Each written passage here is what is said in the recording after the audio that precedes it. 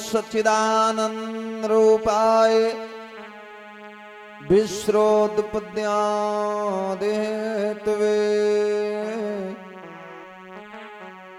तात्रे विनाशाय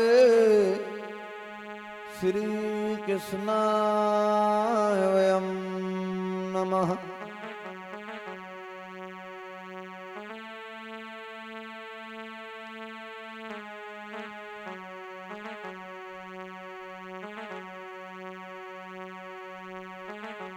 तो राधा बड़ी भागनी कौन तपस्या कीन, 3 लोक 14 भुवनों सब तेरे आधीनो। प्रेम से बोले सच्चिदानंद भगवान की।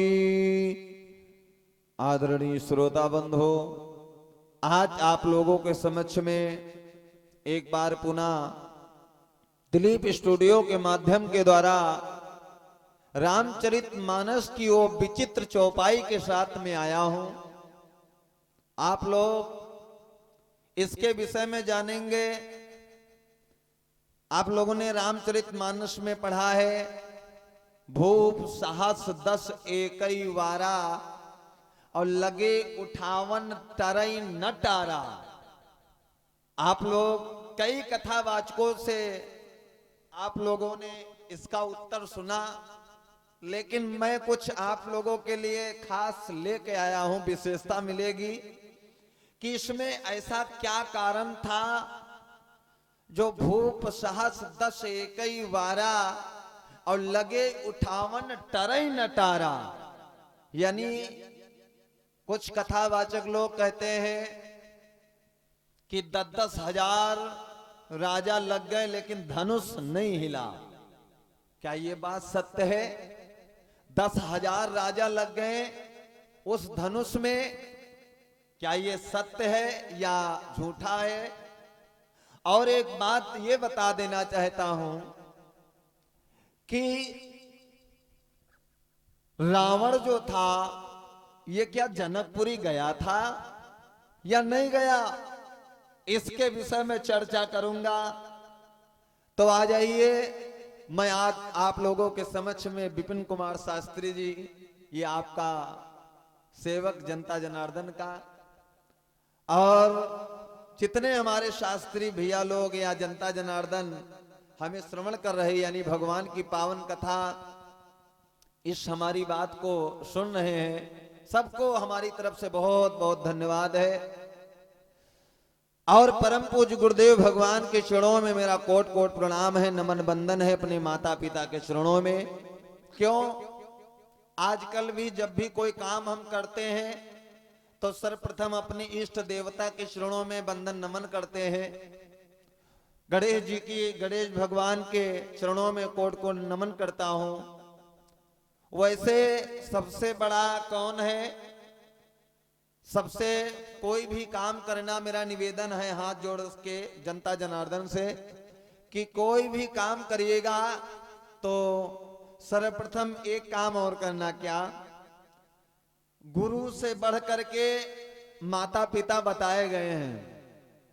मैं नहीं कह रहा हूं, रामचरितमानस में शंकर भगवान ने स्वयं कहा है। क्या कहा है? शंकर भगवान ने कहा है, प्रात काल उठ के रघुनाथा और नावई मात पिता गुरु, यानी तीसरे नंबर पे गुरु आ रहे हैं। मात पिता गुरु माथा, यानी अपने माता पिता जो गुरु होते हैं वो सर्वप्रथम माता पिता ही होते हैं। तो उस परम पिता परमात्मा के चरणों में मेरा कोट कोट प्रणाम है। आइए आप लोगों के समक्ष में निराकरण करते हैं कि जो ये धनुष है इसमें 10,000 राजा कैसे लग गए। ये बात मैं आप लोगों के समक्ष में मानस पीयूष से कहने जा रहा हूं। मानस पीयूष से बताने की आप लोगों के समक्ष में कोशिश करूंगा। और एक रामायण और है, कंभ रामायण। कंभ रामायण में भी इसका निराकरण दिया गया है, इसमें भी मैंने पढ़ा है। तो मैं सबसे पहले आप लोगों को ये बताता हूं कि ये 10,000 राजा कैसे लगे, इस धनुष में लगे या नहीं लगे। देखो, भूप माने होता है राजा, साहस माने 1000, 1000 वाहन वाला बारासुर, 10 सिर वाला रावण जनकपुरी आया। भूप साहस 10 एकई वारा, वारा माने दिन, एक ही दिन, वारा माने दिन, एक ही दिन इतने लोग आए और धनुष को उठाया। एक तो संदेह निराकरण ये मिल रहा है, लेकिन ये मुख्य निराकरण हमारा और तुम्हारा नहीं हो सकता है, क्योंकि यहां पे और एक बात लिखी है कि रावण जनकपुरी गए नहीं, जनकपुरी रावण नहीं गया। फिर मैंने एक जगह पढ़ा कि रावण गया जनकपुरी और 20 भुजा लगाई दिया, धनुष हिलाए नहीं हिला, छूट गई कांच मलमूत्र भया। फिर मैंने पढ़ा है कि राजा रावण जनकपुरी को गया और धनुष को उठाने लगा, लेकिन धनुष नहीं उठा, उससे छूट गई कांच मलमूत्र भई, यानी धोती जो पहने हुए था वो छूट गई। यहां तक लिखा है कि लेटरिन बाथरूम सब कुछ हो गया भैया रावण को, लेकिन धनुष नहीं उठा उससे।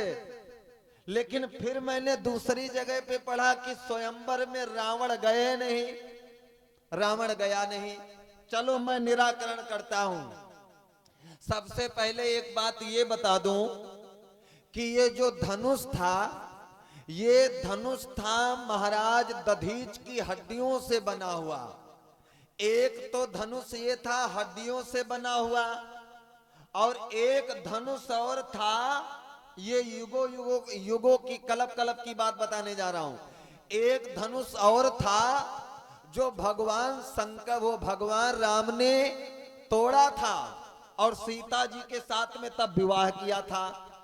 किसी कलप में वो धनुष की चीज का बना हुआ था, उसको मैं अगले दिन बताऊंगा किसी दूसरी वीडियो में, वो किस चीज की बना हुआ था। ये दधीच की हड्डियों का ये धनुष था, लेकिन वो धनुष जो कलप की कथा में मिला मुझे, वो किस चीज के बना हुआ था, इसको मैं बाद में बताऊंगा। ये महाराज दधीच की हड्डियों का बना हुआ धनुष आज वीर परशुराम शंकर भगवान के यहां से लाए और राजा जनक के यहां रख दिया भैया। लेकिन भगवान भोले बाबा ने वीर परशुराम से कहा था कि जनक से बता देना कि जो इस धनुष को उठाएगा वही तुम्हारी कन्या के साथ में विवाह करेगा। लेकिन भगवान शंकर जी ने यह भी बताया था, जब वीर परशुराम कहने लगे हे प्रभु आप हमें उस पार ब्रह्म परमात्मा के दर्शन करा दीजिए, यानी भगवान विष्णु के दर्शन करा दो, तब भगवान शंकर जी ने कहा था कि जो इस धनुष को तोड़ेगा, जो इस धनुष को उठाएगा, वो ही पार ब्रह्म परमात्मा होगा। आज वीर परशुराम ने उस धनुष को लेकर के और जनकपुरी में रख दिया। लेकिन समझने की बात यह है कि सतयुग का बना हुआ वो धनुष था। सतयुग में प्राण थे हड्डियों में, महाराज दधीच की हड्डियों का वो धनुष बना हुआ था, तो उस धनुष में बढ़ने घटने की शक्ति थी। बहुत चीजें ऐसी बनी जो बढ़ घट सकती थी, जैसे पुष्पक विमान, अगर उसमें 10 कुर्सी हैं और 12 आदमी आ गए तो 2 कुर्सी बढ़ जाती थी, यानी बढ़ते था। और मुदरी बढ़ने घटने की शक्ति मुदरी में थी। चूड़ामणि, ये भी एक प्रमाण मिला है कि दधीच की हड्डियों से बनी हुई है। खैर, ये जो धनुष जनकपुरी में रखा, ये जो है बढ़ने घटने की इसमें शक्ति थी भैया। तो जैसे 10,000 राजा लगे तो धनुष भैया वो बढ़ गया। लेकिन जो काम घमंड में किया जाता है वो काम पूरा कभी नहीं हो सकता है। 10,000 राजा लग गए, धनुष बढ़ गया। रामचरितमानस में लिखा, फिर उसमें पढ़ेंगे आप लोग कि 10 योजन धनु की चकलाई, और योजन 30 रहाई लंबाई, यानी 120 किलोमीटर उस धनुष की चौड़ाई हो गई और 360 किलोमीटर वो धनुष लंबा। रामायण सतकोट अपारा, नाना भांत राम अवतारा, कलप भेद हर चरि सुहाए, भांति अनेक मुनीषण गाए। आप लोग शंका मत करिएगा, बिना प्रमाणित बात मैं नहीं बोलूंगा, ये बात ध्यान रखना। तो 10,000 राजा लग गए और फिर बंदो एक जगह पे पढ़ा कि मैंने नहीं लगे, ये तो रामायण था सागर है, लेकिन मुख्य बात यही थी उस धनुष में बढ़ने घटने की शक्ति थी और इसीलिए 10,000 राजा उसी में लग गए। एक ही बारा भो सहस्त्र से कई बारा और लगे उठावन टरैना तारा। 10,000 राजा लग गए क्योंकि उसमें बढ़ने घटने की शक्ति थी। भाइयों, अब दूसरा प्रश्न ये था कि रावण आया या नहीं आया, जनकपुरी रावण आया या नहीं आया। देखो कल है स्वयंवर, तो रावण ने विचार किया कल स्वयंवर है, अगर मैं जाऊंगा नहीं, राजा जनक ने किसी को बुलाया नहीं ना, किसी को नहीं बुलाया।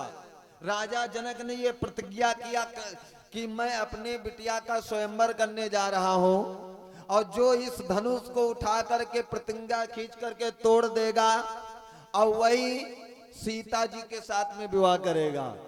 तो ये प्रण सुनकर जितने राजा थे वो आए। तो रावण ने विचार किया अगर मैं जाऊंगा नहीं तो लोग कहेंगे लंका का रावण यानी दशानन आए नहीं, बदनामी होगा।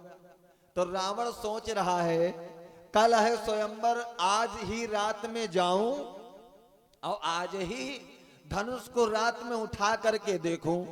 अगर रात में धनुष उठ जाएगा तो सुबह ताल ठोक के उठा दूंगा भैया। तो रात में रावण आया और धनुष को उठाने लगा, लेकिन धनुष वो पलट करके रावण के बाह के ऊपर एक गिर गया।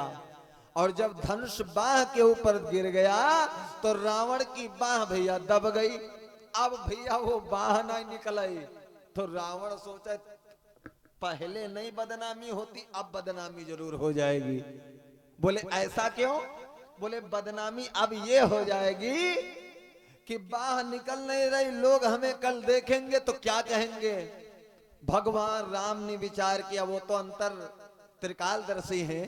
भगवान राम ने विचार किया अरे कल स्वयंवर है, सीता जी के साथ विवाह होगा और दुनिया के राजा आएंगे धनुष को उठाने, लेकिन अगर मेरी ससुराल में रावण ही अगर पहले से मौजूद रहेगा तो मेरे ससुराल की बदनामी होगी। एक बात और जनता जनार्दन से कहना चाहता हूं, ससुराल बहुत बढ़िया, ससुराल सुख की साल, रहे दिना दुई चार, हाथ में खुरपा बगल में खारा। ससुराल वैसे अच्छी है और ससुराल की बदनामी कोई नहीं सुनना चाहता है। भगवान राम ने विचार किया हमारे ससुराल की बदनामी होगी, तो भगवान राम आधी रात्रि को रावण के पास में आए हैं और रावण से जो ही देखा, रावण ने जैसे देखा तो डर गया। भगवान बोले यहाँ क्या कर रहे हो, क्या कर रहे हो? रावण बोला कुछ नहीं, देख रहा था ये धनुष तो बाह दब गई है मेरी और निकल नहीं रही। भगवान बोले मैं निकाल दूं। भगवान राम ने 2 बार धनुष उठाया। भगवान बोले मैं निकाल दूं। तो रावण सोच रहा मैं इतना बलवान मैं नहीं उठा पा रहा हूं, ये कल का बालक धनुष को उठाएगा। भगवान बोले मैं निकाल दूं। बोले निकालो। तो जैसे वो धनुष को उठाया रावण की बाह तुरंत निकल आई, और जैसे रावण की बाह तुरंत निकल आई रावण आगे बढ़ गया। बोले बेटा लाइए मैं तुम्हारा हाथ देख लूं। भगवान बोले लीजिए देखो। तो जैसे हाथों की रेखा देखी तो रावण की खोपड़ी चकरा गई। क्यों? भगवान ब्रह्मा जी ने उस धनुष के ऊपर एक बात लिखी थी। क्या लिखी थी? भगवान ब्रह्मा जी ने लिखा था कि जो इस धनुष को उठाएगा और उठा करके तोड़ेगा सीता जी के साथ विवाह हो जाएगा। विवाह हो जाने के बाद में वो अपने घर को जाएगा। घर को जाने के बाद में उसको 14 वर्ष का वनवास हो जाएगा। वनवास हो जाने के बाद में उसके पिता का मरण हो जाएगा और उसके पिता के मरण के बाद में उसके स्त्री का हरण हो जाएगा, जो इस धनुष को उठाएगा। तो जैसे रावण ने देखा, रावण ने पहले तो धनुष पे पढ़ा, लेकिन बाद में राम की रेखाओं में देखा। अब राम की रेखाओं में वही लिखा जो उस धनुष पे लिखा, वही लिखा। रावण की खोपड़ी चकरा गई। रावण बोला, जाइए, तुम्हारी हाथों में कुछ नहीं लिखा, जाइए। भगवान बोले, नहीं, बताओ तो क्या लिखा। तो रावण कहने लगा, प्रभु मुझे मार दो, मैं बहुत कुकर्मी हूं, मैं बहुत पापी हूं, हमें मार दीजिए। भगवान बोले, ऐसे कैसे मार दूं? ओहो हो, ये रावण है कौन? जय विजय को लगा था श्राप। ये रावण भगवान विष्णु का पहरेदार था, पहरेदारी पे रहता था। रावण कहता, प्रभु हमें मार दीजिए। भगवान बोले, ऐसे नहीं मारूंगा। क्यों? भगवान बोले, कल स्वयंवर है, मैं धनुष को उठाऊंगा और जो मैं तुमसे कहूं वही करो। बोले क्या? बोले कल धनुष को उठाऊंगा, सीता जी के साथ विवाह होगा, विवाह होने के बाद में अयोध्या को जाऊंगा, अयोध्या जाने के बाद में मैं 14 वर्षों का वनवास मैं लूंगा, 14 वर्षों का वनवास मैं स्वयं लूंगा। और जब वनवास में लूंगा तो पंचवटी में रहूंगा, तब तुम वहां पे आना और हमारी स्त्री सीता जी को चुरा के ले जाना। फिर मैं ढूंढते ढूंढते आऊंगा, तब तुमको इस शरीर से मोक्ष दिला दूंगा, यानी तुम्हें छुटकारा दिला दूंगा। जाइए, ऐसे तुमको नहीं मारूंगा। भाइयों, ये भगवान राम और रावण की गुप्त बातें हुई हैं। रावण और राम के बीच में आधी रात्रि के समय ये बातें हुई हैं। अपने तरन के कारना रावण हरई पराई नार। रावण कहता है भगवान राम से, प्रभु एक बात है आपसे कहना। तो भगवान बोले, क्या कहना है? तो रावण बोला, प्रभु कि हे राम तुम्हारे हाथों में। रावण बोला, प्रभु एक बात और लिखी है क्या? हे राम तुम्हारे हाथों में पित मरण और वनवास लिखा। हे राम तुम्हारे हाथों में लंका का सत्यानाश लिखा। ये सब तो आपके हाथों में लिखा है। अनुरोध हमारा है तुमसे, तुम सीधे लंक चले आना और हमें मार के कुल समेत तो मेरे राज्य विभीषण कर जाना। रावण कहने लगा, प्रभु हमें मार देना और हमारे भैया विभीषण को राज तिलक अभिषेक कर देना, लंका का राजा बना देना। भगवान बोले, तथास्तु, ऐसा ही होगा। 1 लाख पुत्र 1.25 लाख नाती और तही के घर न दिया और बाती।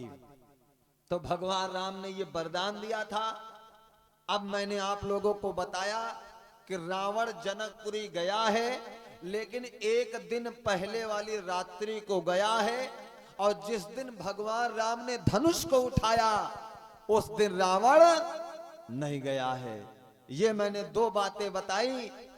अब अगले क्लिप में, यानी अगली वीडियो में आप लोग ये देखेंगे कि रावण और राम और कैकेयी के बीच में, यानी राम और कैकेयी के बीच में क्या बातें हुई, ये आप लोगों को बताऊंगा। बहुत विचित्र बात है।